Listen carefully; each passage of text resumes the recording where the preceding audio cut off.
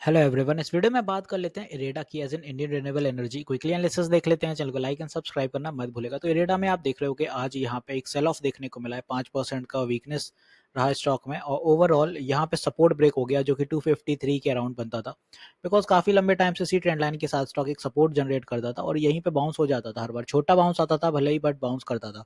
फिलहाल ये एकदम से सपोर्ट टूटा और ईएमए टूटा है तो एक हैवी सेल ऑफ रहा, बिकॉज 250 पे काफी लोगों के स्टॉप लॉस होंगे। साइकोलॉजिकल लेवल था, ईएमए भी था, तो स्टॉप लॉस हंटिंग ओवरऑल यहाँ रही है और गिरते गया। वजह क्या है कि भाई इतनी तेजी से एक स्लंप रहा है। यहाँ पे देखें, Reda shares two factor why the green energies in news today. Overall एक तो यहाँ पे रेडा में अगर आप देखें तो share of Reda are news today due to two announcement. और पहला है, the company said its board has approved raising of fund via equity capital for amount aggregating up to 4500 CR in one or more trenches. और ये जो रहेगा इसमें FPO रहेगा as an further public offer, QIP रहेगा qualified institutional placement, right issues, preferential issues or any other permitted mode or a combination there of. साथ ही साथ जो दूसरी न्यूज है जिसने झटका दिया है रेडा को, वो थी कि in another announcement the green energy firm said it has secured it's international credit rating. तो इनको एक जो क्रेडिट रेटिंग आई है एसएनपी के द्वारा, उसमें था कि यहाँ पे ट्रिपल बी नेगेटिव था लॉन्ग टर्म और A3 शॉर्ट टर्म था। तो इशूअर रेटिंग जो थी इरेडा को ये मिली है। हालांकि आउटलुक स्टेबल किया गया है, बट रेटिंग जैसे ही आती है तो यहाँ पे एक वीकनेस डेफिनेटली देखने को मिलती है, उसी के अकॉर्डिंग यहाँ पे रिएक्शन होता है। तो overall we rate IREDA one notch above our starting point for rating finance company in India to reflect ongoing government support. In the previous session जो इरेडा था वो 254 था, बाकी यहाँ पे उसके बाद फिर आज स्लम्प होते हुए नजर आया। तो इरेडा ने यहाँ पे कोई सपोर्ट भी ब्रेक करे, ओवरऑल रेटिंग जैसी आई है, तो स्टॉक में एक सेलिंग भी देखने को मिली। अब यहाँ पे इंपॉर्टेंट है कि भाई स्टॉक क्या फर्दर फॉल करेगा। हालांकि यहाँ देखा जाए तो स्टॉक में कुछ ये सपोर्ट बिल्डअप जरूर होगा 232 पे, अगर ये फॉल कर रहा है नीचे, क्योंकि नीचे ये तभी आएगा जब 237 का यहाँ पे 50 डे ईएमए का सपोर्ट ब्रेक होता है डेली टीएफ के अकॉर्डिंग, तभी नीचे आएगा। वरना फिलहाल तो ईएमए पे ही कंसोलिडेट होगा यहाँ पे। अगर ईएमए टूटता है बाय एनी मींस तब ये 234 दिखाएगा, वरना यहीं से ही बाउंस कर जाएगा फिर से। क्योंकि कई बार इस तरह से रहता है कि भाई न्यूज़ ड्रिवन होता है, थोड़ा अनइवन कुछ भी अगर स्टॉक के लिए अफेक्ट कर जाए एक आध दिन, तो एक दो दिन कंसोलिडेट करके वो ट्रेंड रिवर्सल कर लेता है। तो फिलहाल तो उम्मीदें हैं कि ट्रेंड रिवर्सल आ जाएगा, ईएमए का सपोर्ट बन रहा है और साथ ही साथ नीचे ये स्ट्रॉन्ग सपोर्ट रहेगा इस जोन का। बिकॉज यहाँ पे आप देखें बजट वाले दिन फॉल आया था, तब भी यहाँ कहीं तक सपोर्ट बना था और बाउंस कर गया था। तो ये एक स्ट्रॉन्ग सपोर्ट रहेगा 232, इसके नीचे नहीं जाना चाहिए। यहाँ से बाउंस वापस से करेगा तो ऊपर फिर से ये इसी जोन में फिर इस ट्रेंड लाइन के आसपास हर्डल करते हुए नजर आएगा। तो ये कुछ फॉर्मेशन रहने वाली है अपनी इरेडा में, इस तरह से चलेगा।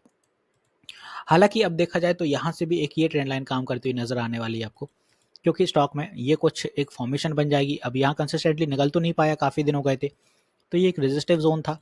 तो ये ट्रेंड लाइन अब यहाँ से अपनी काम करती हुई नजर आने वाली है, बिकॉज यही ट्रेंड लाइन एक हर्डल का काम करेगी। तो स्टॉक को अब ऊपर अगर जाना है तो भाई ये ट्रेंड लाइन पे हर्डल मिलेगा बार बार, इसके ऊपर जाएगा तभी ये चल पाएगा, तब फिर यहाँ कहीं के टारगेट दिखेंगे। तो अभी तो स्टॉक में थोड़ा समय लगेगा, साइडवेज रहेगा, तभी कोई मोमेंटम आएंगे। हालांकि अगर देखें तो इरेडा के नतीजे अच्छे रहे थे इस बार। 384 CR का नेट प्रॉफिट था, लास्ट टाइम से काफ़ी बेटर 295, और यहाँ पे 1500 CR की यहाँ पे सेल्स रही थी लास्ट टाइम जो थी वो, सॉरी रेवेन्यू था जो लास्ट टाइम अपना 1143 था। तो ये सारी चीज़ें सही थी। ग्रॉस एनपीए अगर देखें यहाँ पे और नेट एनपीए ये भी कम होते हुए नजर आए, तो एनपीए कम होना मतलब वो कहीं ना कहीं कंपनी के लिए अच्छा होता है, प्रॉफिटेबिलिटी रेशियो ही बढ़ते हैं। और एफआईआर ने स्टेक इस बार बढ़ाए थे अपने 2% हो गए थे, और डीआई के 0.42 के ही है, डीआई ने हल्के से कम करे थे।